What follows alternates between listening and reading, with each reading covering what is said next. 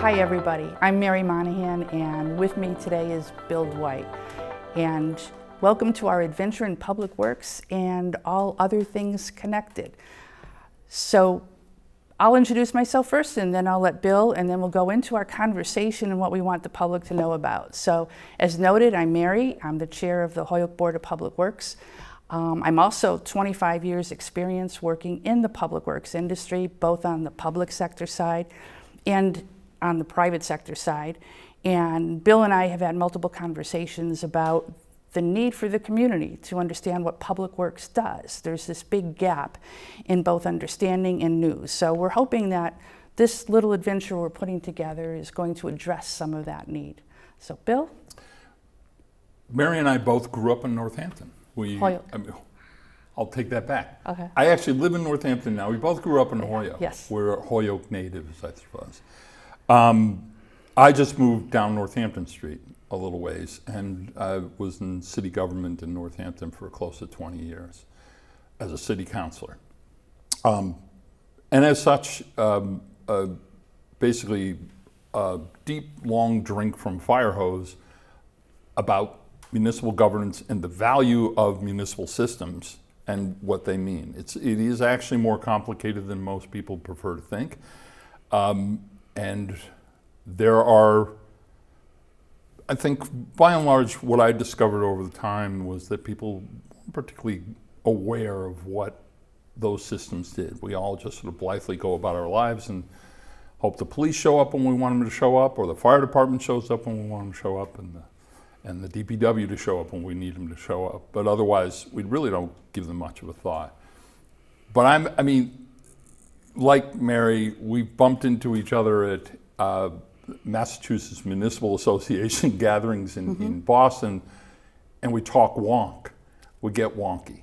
But the idea here is, I think, for us today, is to dial back the wonk and have conversations that are accessible for people to understand about why it is we actually love doing stuff like this.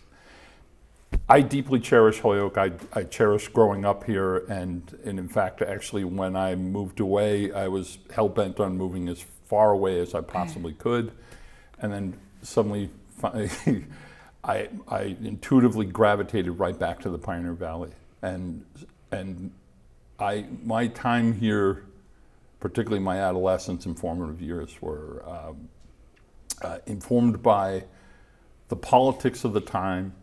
And it's interesting because Mary's father and my father actually at frequent times were at opposite ends on opinions about their community, but they both cherished their communities, and it was driven by this love and desire for the community here, Holyoke. My family published the Holyoke Transcript Telegram, daily transcript sometimes, depending on inserted in there, which was the paper of record for Holyoke for over a century. Mm-hmm. My family closed the Transcript Telegram, and I actually bear some aspect of shame for that, because you and I were talking before about why a newspaper is actually very important for a community. Right now, I think Holyoke media, in some respects, is taking that place and filling that void, the desire and need to understand more about your community. Yep, that's correct. And Bill, I'm working on that guilt that you bring to bring you to the table here, because right. Again, our family histories interact. My dad was on the Holyoke Board of Aldermen, known back then, later changed to City Council. So Holyoke City government was a discussion at the dinner table, including public works. My dad was a blue collar guy, so I heard all about everything happening with public works. So, I think it would be pleasing to him, if he were still around, to hear that his daughter is the chair of the Board of Public Works in Holyoke. That being said, with the transcript, I knew that my dad, as president of the Board of Aldermen, and even as just a ward councilor, I heard at the dinner table, any policy he supported, any initiative that he was leading, he was waiting for, and no offense intended against your grandfather, for what's old man Dwight going to say on the editorial page the next day? And then there was the safety valve where Right. folks could write in their letters. But we had a daily newspaper that got into the bits and pieces of city government, including public works. So you had a more informed voter base, as well as just people understanding why they need to pay for, support, and benefit from what the city's doing for them. So you and I are hopefully going to have a conversation over multiple segments here that cover various aspects of public works to keep our public more informed. And we each will bring to this discussion our unique experiences in public works, not just in Holyoke, but statewide and in Northampton. What you see, the dilemma that you describe is interesting because here we're in an era of social media and contacts and access to the internet, and supposedly the information superhighway at once upon a time was called, although it turned out to be nothing of the sort. And the irony is that contributes less to people's understanding about the community they live in than Correct. having a newspaper, an old print edition. The thing about Holyoke was the first planned industrial city in the United States. It was literally designed. It used to be Ireland Parish, and then it was designed to accommodate what was the equivalent of the Silicon Valley. Mm-hmm. Because actually Silicon Valley was, of course, where they developed information technology that took over the world. In Holyoke, we provided the same data systems of sorts. They were just more rudimentary. It was paper. It was paper on which people wrote everything, including blue books for your exams in schools. But Holyoke actually had a deep and abiding relevance to the communication systems of the time. And at the time, it was a burgeoning city that was literally structured hierarchically up the hill. Correct. As you worked in the flats, you were working in the factories. As you worked and motivated up the hill, your middle management, all the way up to the mansions that you see up in the Highlands. And that defined Holyoke rather clearly, and not necessarily equitably. But at the time, when the establishment of that, with this state-of-the-art system, this infrastructure, as you just recently pointed out, one of the critical emphasis was to provide an infrastructure that provided for health and safety for the community. Mm-hmm. And that was a state-of-the-art stormwater management system, state-of-the-art sewer systems, and state-of-the-art water provision systems and road systems. Roads. Yeah. And the fact is that Holyoke, its fortunes have changed as we were committed here to essentially a monoculture of industry, which was great when it thrived, but when it left a huge vacancy. Right. It also established those businesses carried the taxes for the most part. Yes. They bore close to 75% of the tax base. And so property taxes were generally low throughout Holyoke, and the commercial taxes covered and subsidized all the systems for the city. Correct. That's no longer the case. Right. Those businesses left. So Holyoke's had to make some changes as a result, or not, I don't know. Well, what happened because of that exodus of that industrial base beginning in the 60s, what it left behind was that infrastructure, the infrastructure that helped make that happen, what you just talked about. Our wastewater treatment plant was designed for usage that is half of what it's receiving right now when it comes to flows. And it's going to go even lower because as our CSO project separates stormwater from What's CSO? Combined sewer overflow, thank you. Yeah. That's when residents get those alarms, those notices of after a rain event, the water quality issues in the Connecticut River, that's because there was more rainfall going into the sewer collection system, hitting the plant and overflowing the treatment process, which results in water quality issues. So the city of Holyoke has most of the older industrial cities in the area are under an EPA mandate to separate that. So that no longer happens. We're going to keep both the receiving bodies of water clean and our streets clean. Those CSOs can also result in flooding that could affect public health and definitely the quality of life of folks. But that infrastructure is still there. That infrastructure can be the key to our next phase. And that's where the Board of Public Works and DPW and the mayor are moving forward with that discussion. How do we take that infrastructure that I've come to the city numerous times in my career with engineers looking at different projects, and their comment all came along the line of Holyoke has infrastructure other cities would die for. So we need to maintain it. We need to bring it up to speed so that it accommodates today's industries. And DPW is part of that, and a lot of that infrastructure, with the exception of the roadways and when something goes bad, public doesn't notice. When everything's going well, Public Works is kind of in the background.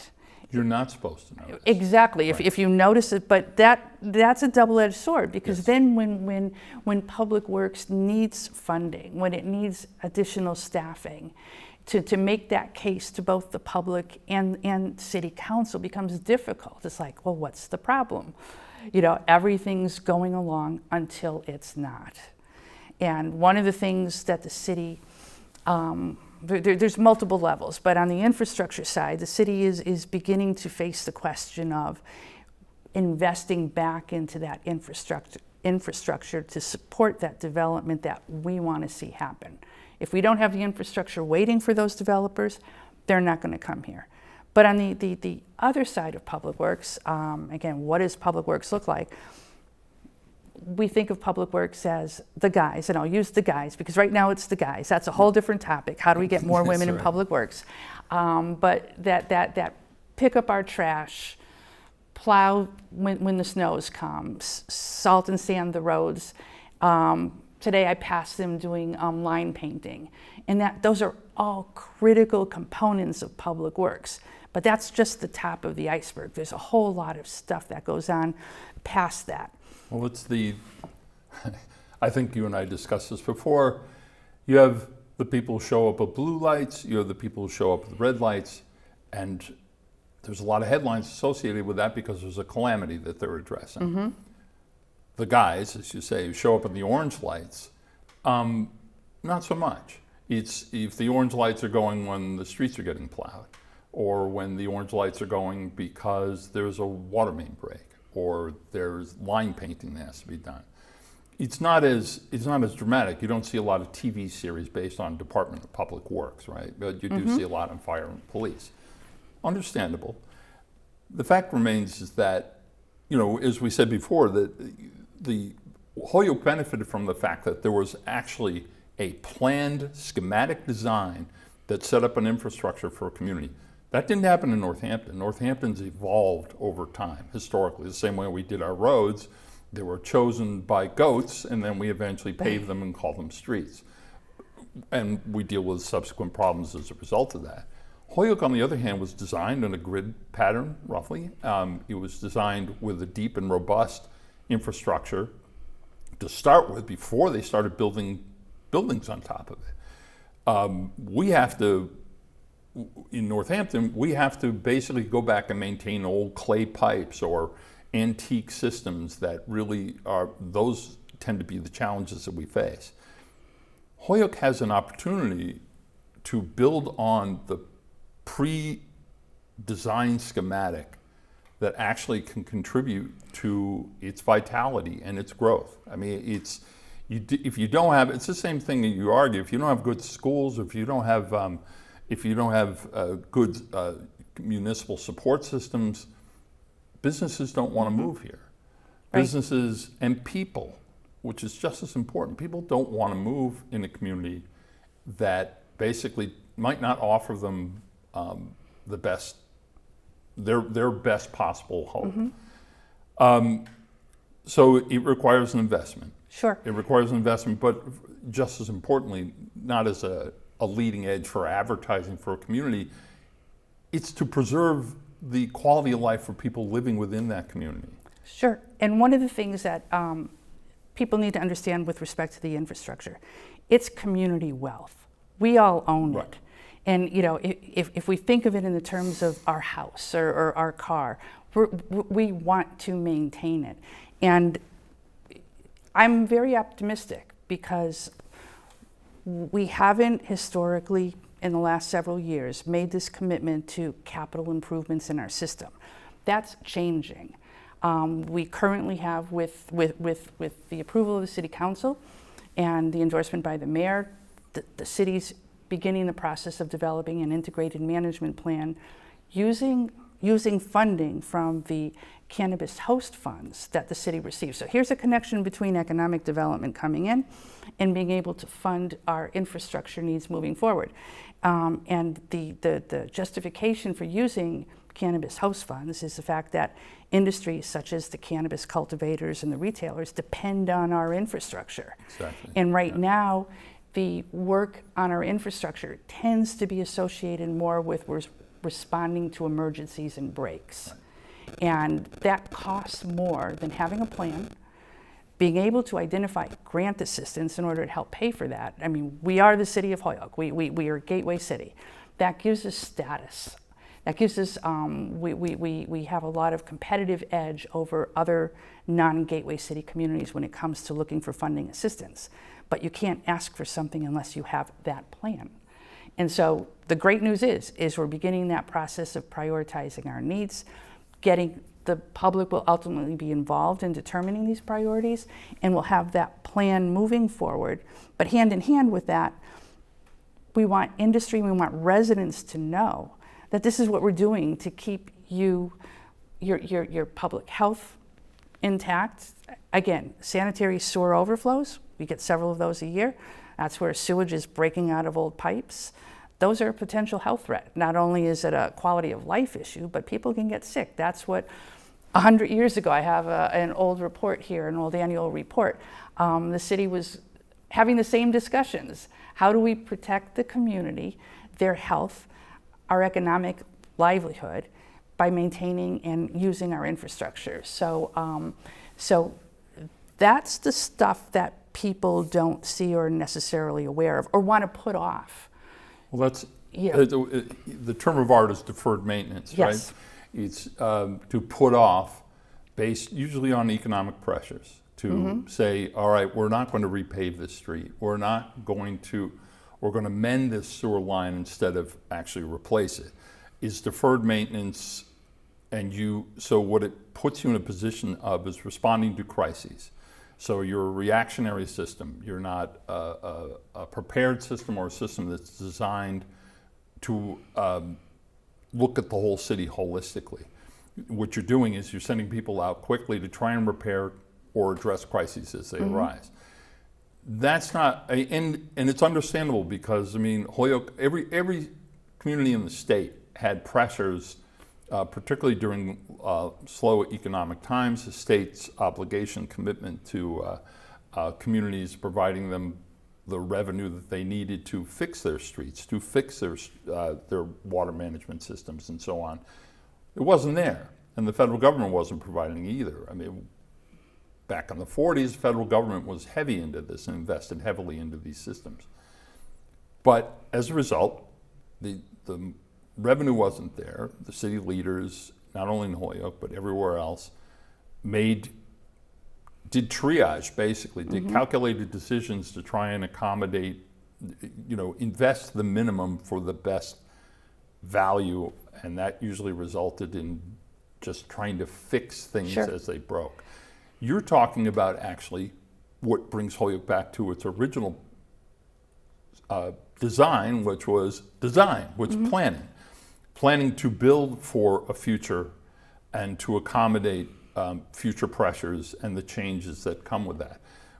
We're not the same people or place or systems that we were 100, 150 years ago. I mean, I'm stating the obvious here, but the fact is there's consequences to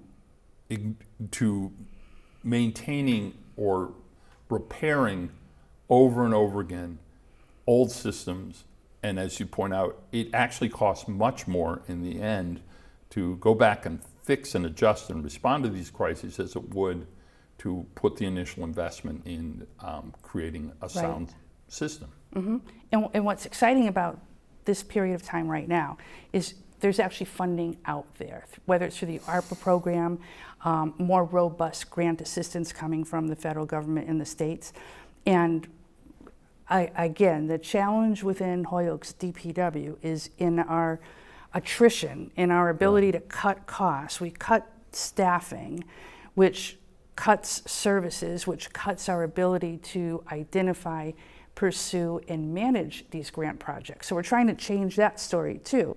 This year, the council approved funding to hire our first grants coordinator, which is great. Unfortunately, the market is such out there that everybody's looking for staffing, but you know, the story is shifting in the city. That recognition, that infrastructure is critical to what our future looks like. That understanding that as long as we continue to just respond to crises and emergencies, it's actually costing residents more. It's hard to quantify that. You can do it project by project, but you know, we don't know where that next break is. Through this integrated management plan and this prioritization of projects, we're going to identify where that likely next break might be because of conditions. We're going to likely identify what do we want to put our money in first because the consequences of that break are significant either with residents or industry. So this plan is going to drive the investment into the city. Right now we're putting money into the system, but it's, like you said, it's responding to these crises and emergencies, and it's costing us more. And another connection between the city's financial status and infrastructure, our latest bond rating, the Moody's report, which determines how much the city pays for when it comes to borrowing, and it's a status thing. If you got a great bond rating, you want to brag about it. Ours actually isn't that bad. I think it's like 6 from the top, but we're definitely a city that someone wouldn't say we're not going to invest in, but we're also going to not see those prime interest rates, meaning the lower ones. Well, what determines a bond rate is bond surveyors or reviewers actually look at those investments. So that they look at precisely what we were just talking about. If they're looking at a community that's just reacting to crises, you're not going to get a good bond rating. They actually note that in their report. Well, it makes perfect sense. So that the city has failed to maintain their system. Our deferred maintenance is getting larger and larger. So our financial advisors out there are noting that. And it makes sense. It makes sense from their perspective that if they're going to provide bonds for a community, and people want to invest them, and you want those bonds rated as high as you can get, your interest rates are much lower when you go to borrow. But the bond systems say, well, what are you borrowing for? What are you investing in? And if you're not investing in with long-term goals as opposed to reactionary goals, you're not going to do well in that survey. And I know that in Northampton, actually, we prioritized our bond rating. That became critical. We built up reserves. I don't mean to compare Northampton and Holyoke because our circumstances and our structures and our everything completely different in so many ways.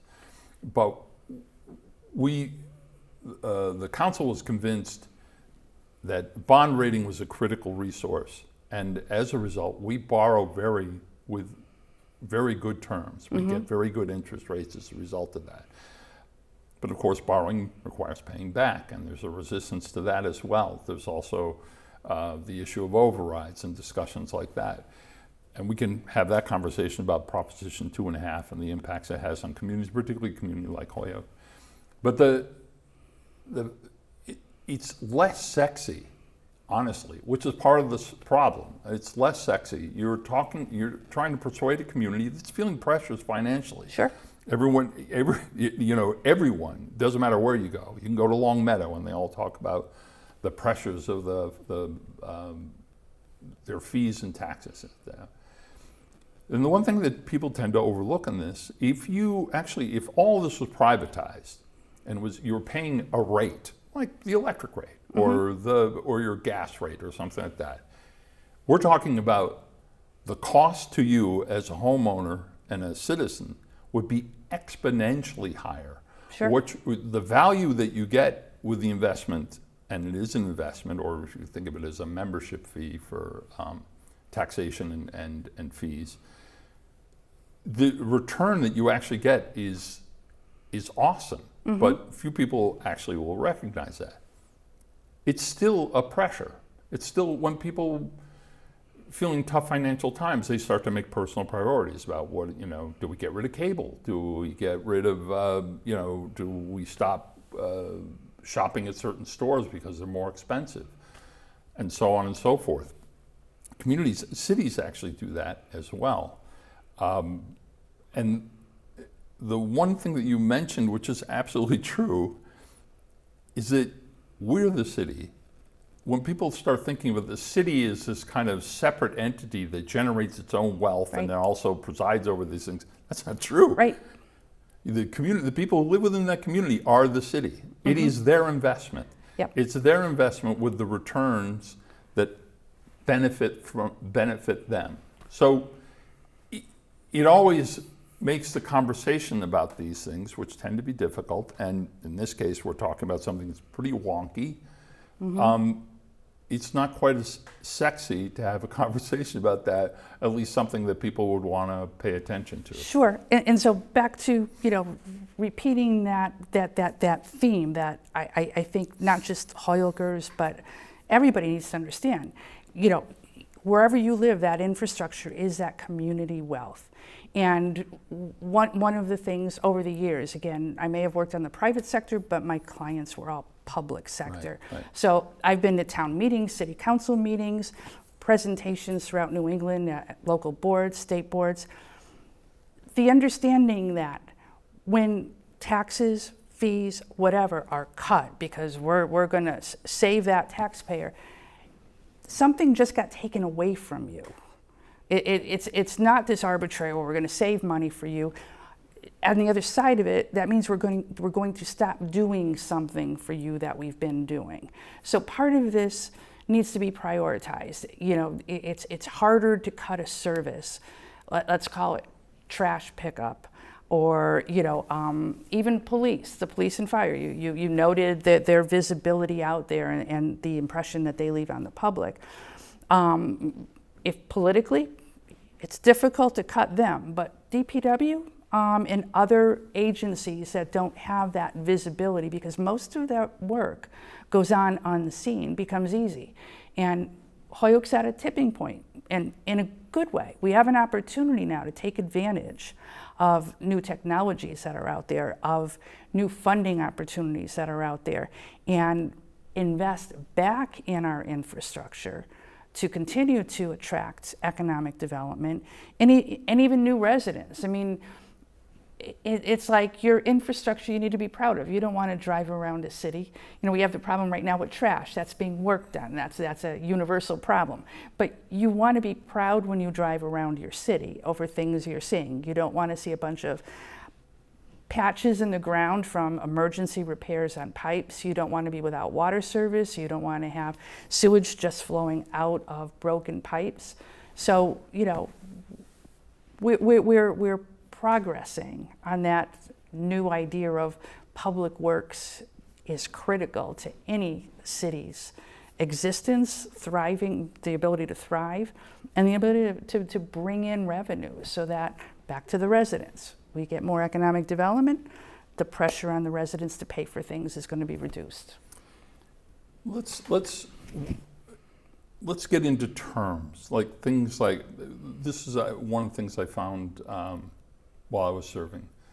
The confusion about the difference between a sewer and a storm drain, okay, for instance, or sanitary sewer and a storm drain, water delivery stuff. But let's talk about what is the difference between a sewer and a storm drain? Aren't they both the same thing? They used to be. That's how these cities were built. That's why we have combined sewer overflows. That one line would collect the storm water that would run off of streets, that would run off of people's properties, roofs, and it would merge then with the sanitary sewer that came out of, you know, your bathroom facilities, you know, all of the biological waste. Right. Not that there's not biological issues in the storm sewer, but more so in the sanitary sewer.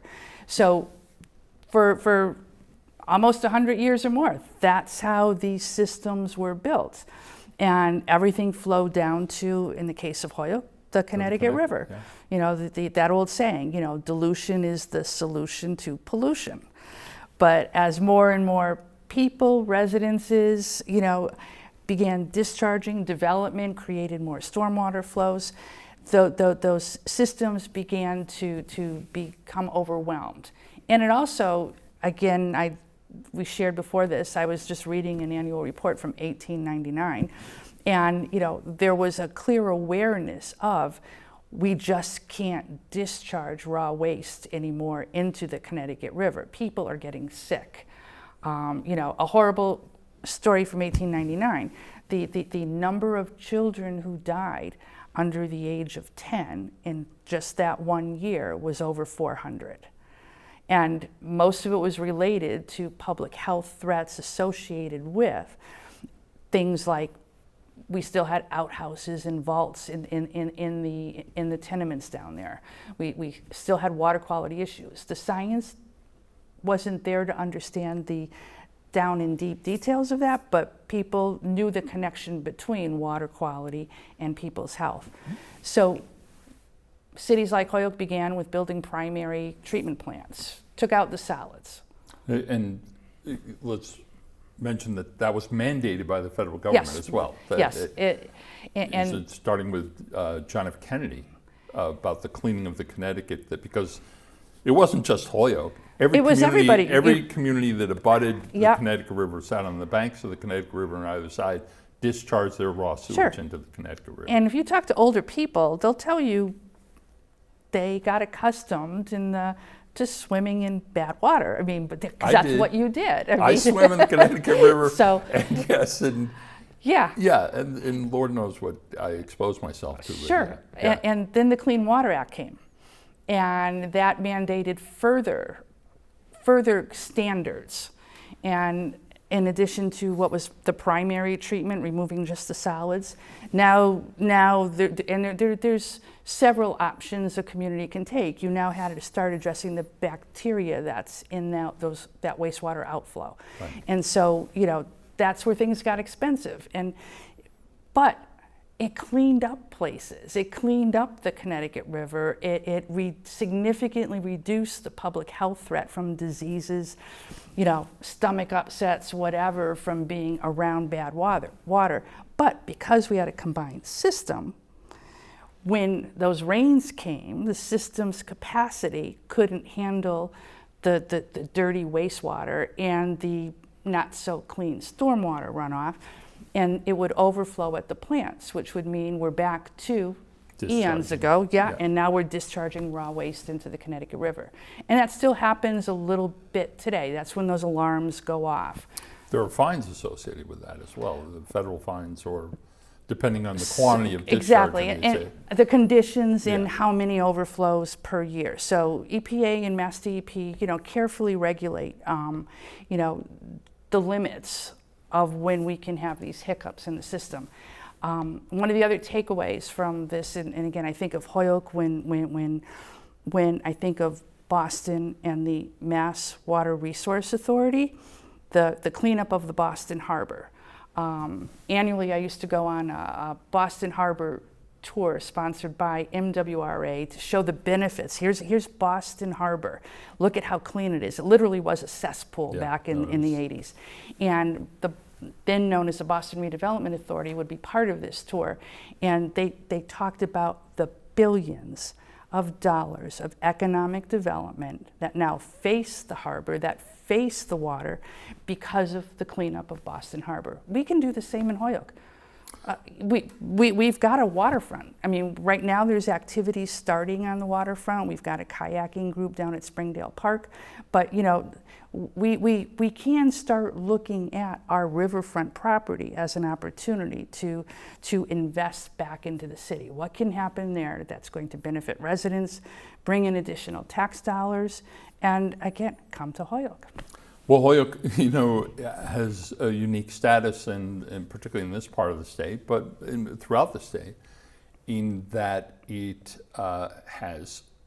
Well, I'll tell you a story. During the blackout in New York, that covered the whole Northeast, and I remember looking out my window, and this is a big dramatic moment. The entire the Northeast and the Eastern Seaboard was black, dark, except. And I was bummed out. My house, the lights were blazing. But you couldn't watch TV. You couldn't watch TV. There was no TV. I remember that. Yeah. The TV went off the air, and because they were based in Springfield, but it was light. We weren't able to suffer the same catastrophe as the rest of the Northeast, and the reason was because of Holyoke's actual, you know, its profile is the Connecticut River. It's the even. You know, historically back in the day when the canal systems were built, but when the pulp mills were here, there'd be log jams, all literal log jams coming from Canada and down from Vermont, bringing wood to be processed in Holyoke as pulp and then turned into paper. The Holyoke Dam provided hydroelectric power that was unique throughout the state, that no one else had an equivalent. This is a masterstroke, and it was, again, a considered investment in an infrastructure that would provide, principally for the businesses that were here. The canal system was also designed to actually provide energy for those factories. There are turbines, and you can still see them today, that I believe people have to pay silver ingots in order to still rent or to have rights to that water electrical generation. But these are systems that no other community enjoys or has the benefit of, and they're there for this community to continue to utilize and benefit from and grow from. Sure. And it also has a direct tie-in, even though, you know, Holyoke Water Power is a separate entity, but there's a direct tie-in with the infrastructure support of the Department of Public Works that Holyoke provides for these systems too. Definitely. So to your point there, Holyoke was green before it was popular, and that combined with our built infrastructure, the collection systems, our distribution systems, our Holyoke Gas and Electric, brings the city of Holyoke all together with, we're a great place to come to when it comes to sustainability. We have the High Performance Computing Center here just because of that. It was our low rates, and it was the fact that our power is green. It's all from hydro. It's too bad we didn't get more out of that, but it identifies that attraction. The cannabis industry, part of the reason they're here, back to those low electric rates, and we do have that infrastructure. Those old mills are perfect for doing interior cultivation of cannabis. In fact, you know, I've become aware of the fact that Holyoke is a research and development destination for those in the cannabis industry. You know, the outside growing that was popular in the Californias or even the Maines, you know, we're doing it different here, and people come here to learn that. So all of that brings Holyoke a mecca to go to. We just have to appreciate who we are and begin. People say public works doesn't know how to promote themselves and toot their own horn. I'll say the same for Holyoke. We need to promote ourselves and toot our horn, and, you know, public works is key to that. Our infrastructure is key to that. So, you know, we're beginning that process, and I think our next conversations are going to dig down a little bit deeper into each one of those. Okay. Before we break on this, you know, I think you were talking about image and promotion. And of course, the cynical folks who drive around, and that includes me, right? And it includes virtually everyone. Everyone's got, I mean, the internet has proven to us one thing, that we have the capacity for snark that seems to be completely unlimited. But I'm driving by, I see there's a hole in the street, there's 2 orange trucks and 6 guys staring down a hole. And it looks like, oh, great, I'm paying for that. They're not doing anything. 6 guys staring, all holding coffee cups, what's going on? And and so there's all these kind of cynical pushback on that. This is, these guys don't do anything. I'm paying a ton of money for this and blah, blah, blah. I actually know that's not true. Mm-hmm. I actually worked on crews like that. I worked on crews, and the fact is that I work for a gas pipeline corporation in Oregon and Washington.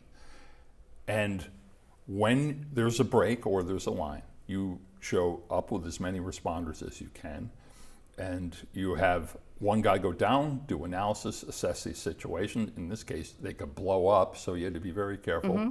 And then eventually the 6 guys actually all end up doing some pretty hard work, and actually something that's not really appreciated, dangerous work. Mm-hmm. Particularly work that goes sub-street is very risky.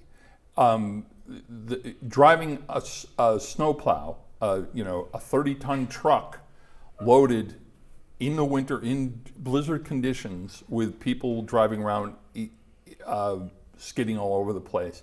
That's dangerous work. It is. And it's I don't think people, or working on trees, for instance, or even to the extent of picking up trash and all that stuff, there are subsequent risks and a labor investment that's never appreciated. Correct.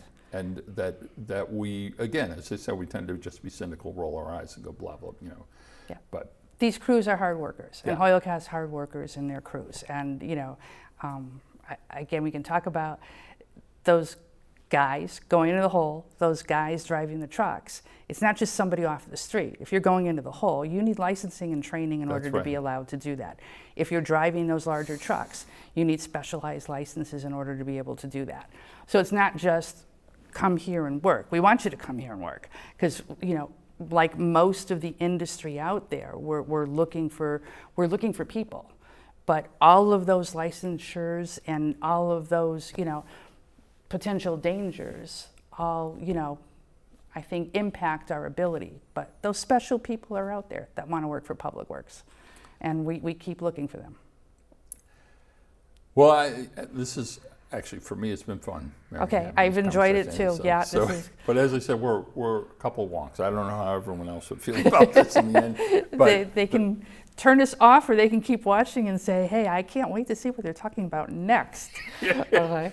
Yeah, I'm psyched. I'm prepared to do that, and I actually am very. I'm touched by the fact that you invited me to participate in this because, as I said, my affection for this community is actually pretty strong. Sure, and I knew that. Yeah. And I also knew that you were a great conversationalist, and I'm always looking for someone to have a conversation with. And I'm hoping our adventures here in talking are going to help inform the community. And, this is just the first one. This is going to be, we're going to edit. Shouldn't say edit. We're going to change this. We're going to figure out what works well here. What else do we want to talk about? What does the community want to hear from us? At some point, I'd like to think we're going to invite guests in and bring them into our conversation.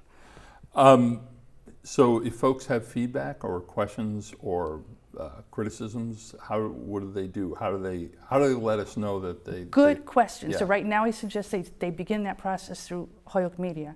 And then what we will do is in our next episode, we'll give them some specific direction. Okay, like email account or something. Okay, all yeah. Right. Okay. Okay? Yeah. Okay, so I think we're going to close off this one, and we'll be talking. All right. Okay, thank you, everybody.